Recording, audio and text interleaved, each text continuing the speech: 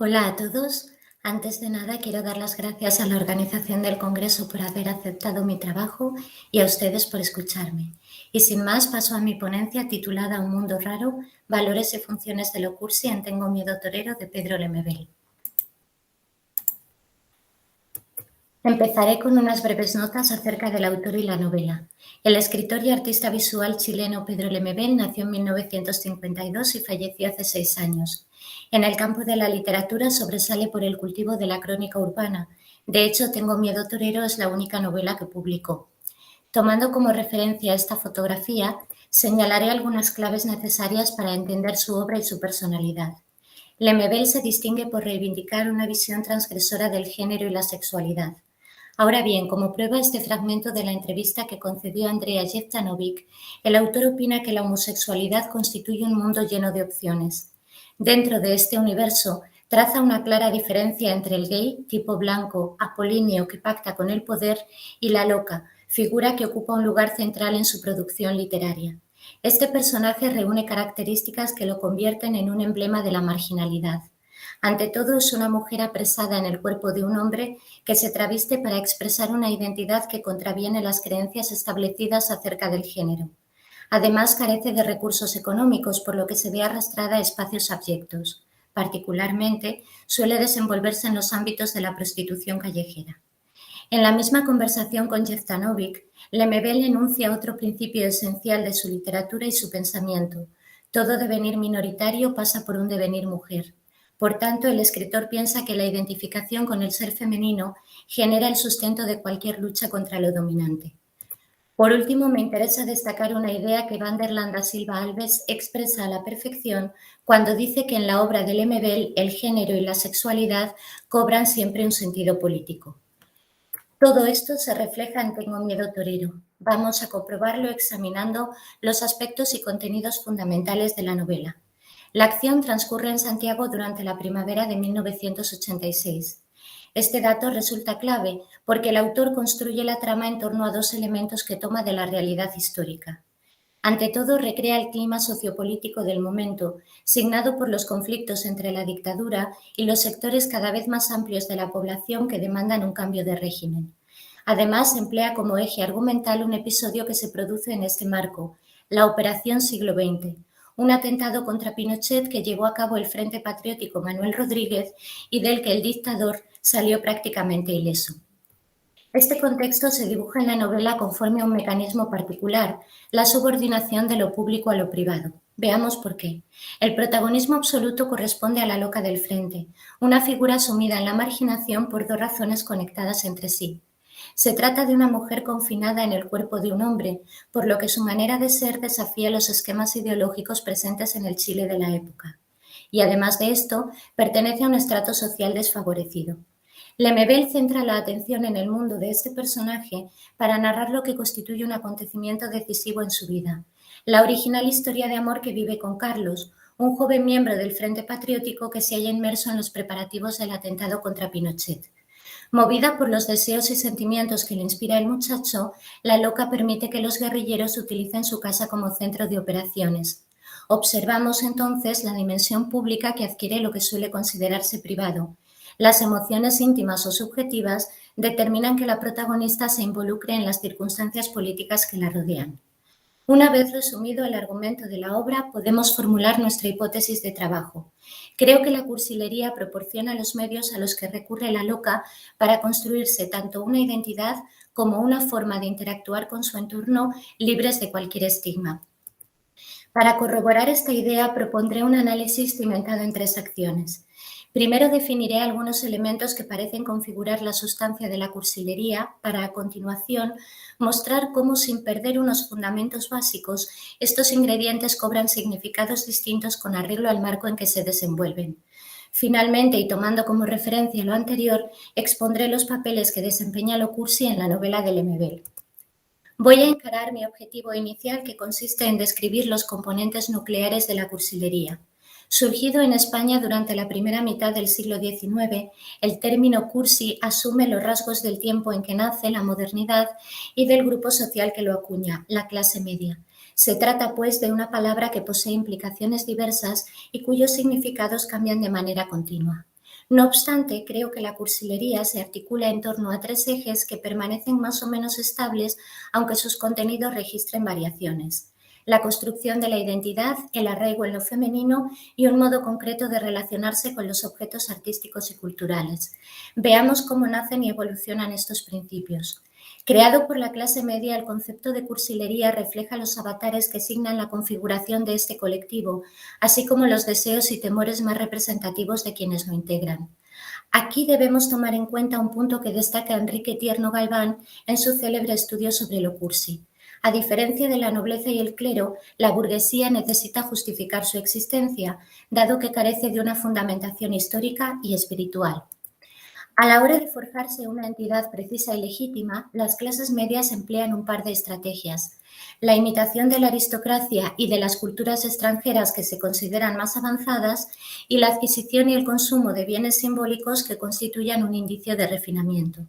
Sin embargo, la puesta en práctica de estos mecanismos se ve determinada por dos elementos que también marcan la naturaleza de la burguesía: la heterogeneidad. Nos encontramos ante un colectivo formado por individuos con grados variables de acceso a los recursos económicos y culturales, y el sentido de la obsolescencia. La modernidad transforma el cambio en un valor, y debido a esto los criterios que definen la elegancia y la buena reputación se alteran constantemente. Concluimos entonces que los distintos sectores de la clase media no pueden acometer en igualdad de condiciones los actos imprescindibles para legitimarse y elevarse sobre lo vulgar. Aquí descubrimos la raíz de la noción de cursilería, que originariamente sirve para diferenciar la auténtica identidad burguesa de sus versiones defectuosas. Así, cualquier persona u objeto que reciba el calificativo de cursi llevará los estigmas del fracaso y la inferioridad. El individuo se verá tachado de cursi cuando falle en su intento de adquirir prestigio o de emular a los mejores por carecer de las herramientas necesarias para ello. A su vez, los objetos cursis serán aquellos que ofrezcan un pobre remedio de los valores que otorgan la excelencia en los ámbitos culturales y artísticos. Nos falta revisar un tercer aspecto vertebrador de la cursilería. Para ello acudiremos de nuevo a Tierno Galván, quien afirma lo siguiente: podemos preguntarnos qué clase de intimidad es la más propicia para caer en lo cursi, y la respuesta señalará sin duda a la femenina. Este vínculo entre cursilería y feminidad obedece a dos causas. En la sociedad burguesa, la mujer asume la tarea de proyectar y fortalecer el rango de su familia a través de elementos particularmente sometidos a los imperativos de lo que en cada circunstancia se considera elegante y prestigioso.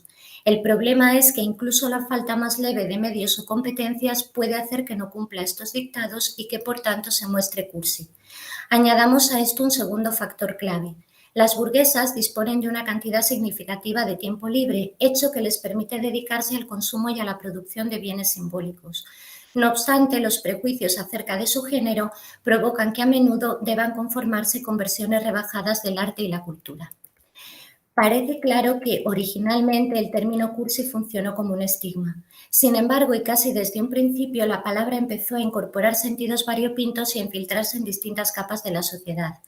Por ello, resulta comprensible que el concepto en cuestión despertara el interés de autores e intelectuales de la época que decidieron ahondar en su compleja naturaleza. De esta forma se abrió un camino por el que hasta el día de hoy han transitado literatos, estudiosos y creadores de toda clase. Gracias a ello hemos descubierto facetas de la cursilería que, desde luego, impiden verla como un asunto menor o desdeñable. Voy a desarrollar este último punto valiéndome de una idea que plantea Ramón Gómez de la Serna en su ensayo sobre lo cursi. Lo primero que se echa de ver cuando se quiere definir lo cursi es que hay dos clases de cursi: lo cursi deleznable y lo cursi perpetuizable. Como indica Gómez de la Serna, existe lo cursi bueno, una categoría que ofrece posibilidades singularmente útiles para los grupos marginados. Veamos, pues, qué virtudes encierra.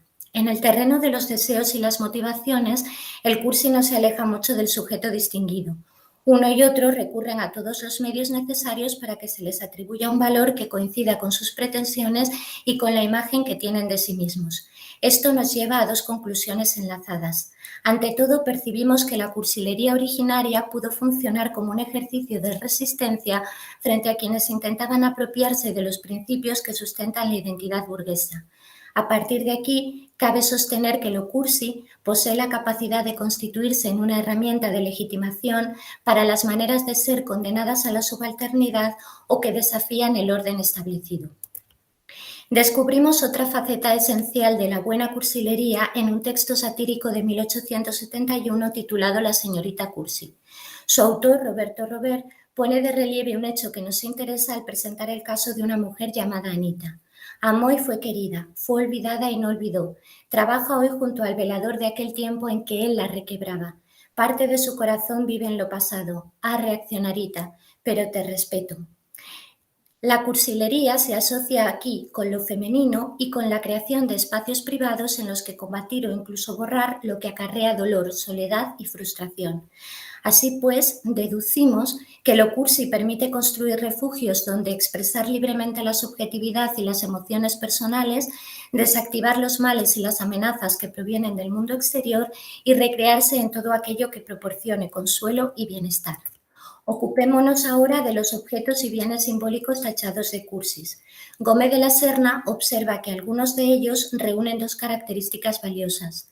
Facilitan las incursiones en el arte y la cultura de personas con un acceso limitado a estos ámbitos y cuando funcionan como adornos convierten la casa en un hogar, pues aportan belleza y reflejan la subjetividad del morador. Conviene notar aquí que estas propiedades inherentes a la buena cursilería ampliarán su radio de acción con el desarrollo gradual de la cultura de masas. Para finalizar, subrayemos un rasgo que ya se advierte en algunas representantes originarias de lo cursi y que admite una interpretación en clave positiva: la habilidad para elevar el sentido y la apariencia de las cosas, prueba de talento e inventiva. Francisco de Paula Madrazo se refiere a esta cualidad en su obra de 1850, Dos meses en Andalucía. Las cursis visten con elegancia en medio de su pobreza y cubren con sus largos mantos las averías de su traje, que embellecido por tres volantes parece otra cosa de lo que realmente es. Sin duda, cabe afirmar que en ocasiones la cursilería lleva aparejadas una sensibilidad y unas competencias que bien podrían calificarse de artísticas. A mi juicio, los valores que asume lo cursi en Tengo miedo torero se corresponden con los puntos que acabo de exponer, así que intentaré justificar esta opinión. Partamos de un argumento. Los conceptos de ambigüedad e indeterminación que marcan el carácter de la burguesía y alumbran la idea de lo cursi también sirven para definir a la loca, dado que nos encontramos ante una mujer aprisionada en el cuerpo de un hombre. Su caso, no obstante, resulta extremo, ya que contraviene esquemas de pensamiento muy arraigados en la mente humana que circulan a través de las épocas, las ideologías y los grupos sociales. Por ello, carga con un alto número de vivencias dolorosas que además no cesa de incrementarse, pues el mundo exterior siempre reacciona de forma negativa a lo que es. Para enfrentarse a esta situación, la loca toma el camino de la cursilería. Ante todo, se rebela contra el destino y los estigmas que le imponen desde fuera, empleando toda clase de recursos para moldear la realidad conforme a sus deseos, sentimientos y aspiraciones. Asistimos, pues, a un ejercicio de ficcionalización que se hace imprescindible para expresar la verdad del personaje. Y añadamos a esto un detalle más.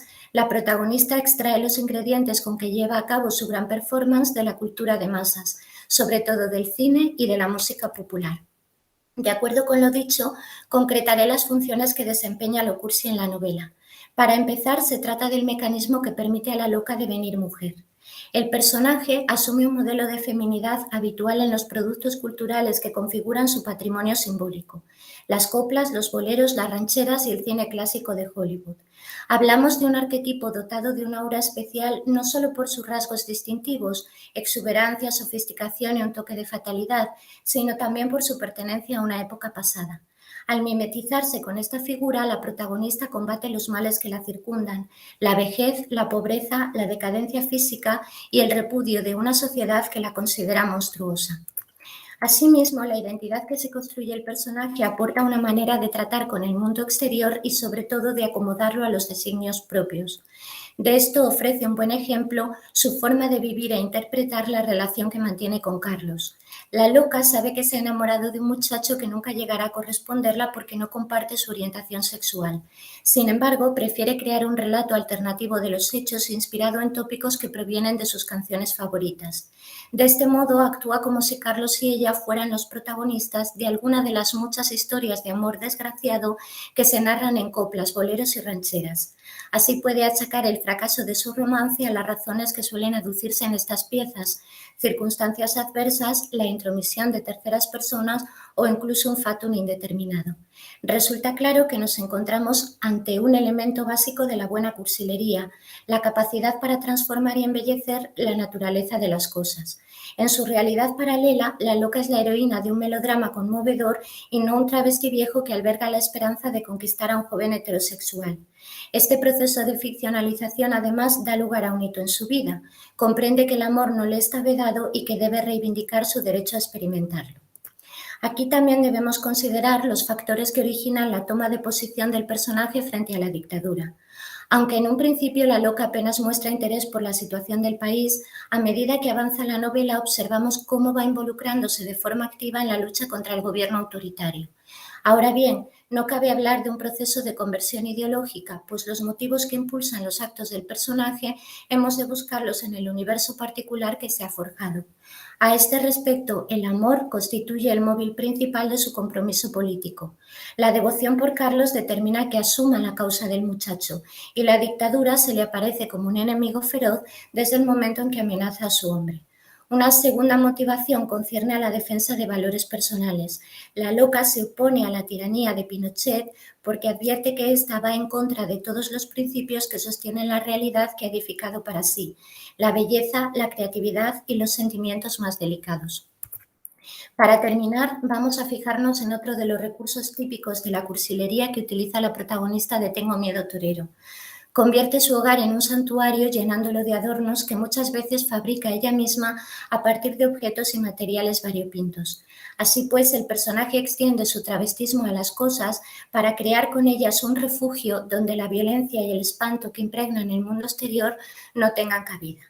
En definitiva, a lo largo de este análisis se han hecho presentes los ejes vertebradores de la cursilería y además hemos visto cómo estos principios se convierten en armas que permiten a las identidades marginadas reivindicar sus formas de ser y de sentir.